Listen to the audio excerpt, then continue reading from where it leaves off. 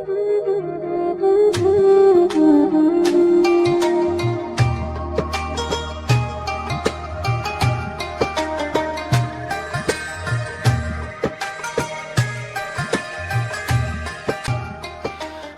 الله الرحمن الرحيم.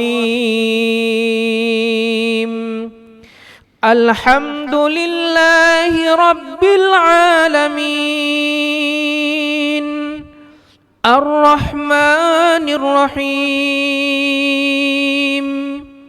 مالك يوم الدين. إياك نعبد وإياك نستعين. اهدنا الصراط المستقيم صراط الذين أنعمت عليهم غير المغضوب عليهم ولا الضالين.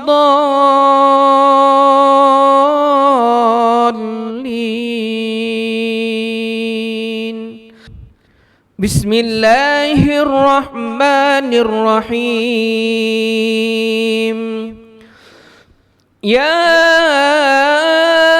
أيها الذين آمنوا لا تتخذوا عدوي وعدوكم أولياء تلقون إليهم بالمودة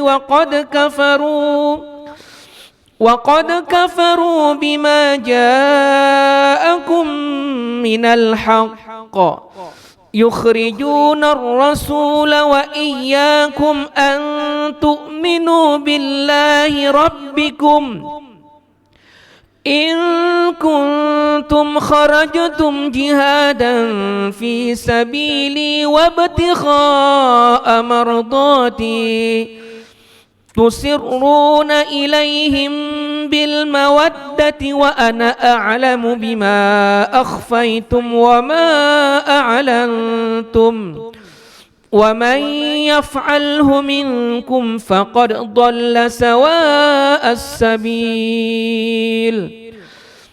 إن يثقفوكم يكونوا لكم أعداء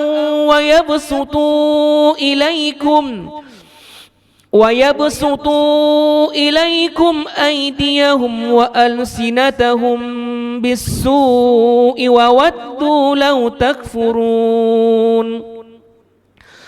لن تنفعكم أرحامكم ولا أولادكم يوم القيامة يفصل بينكم والله بما تعملون بصير.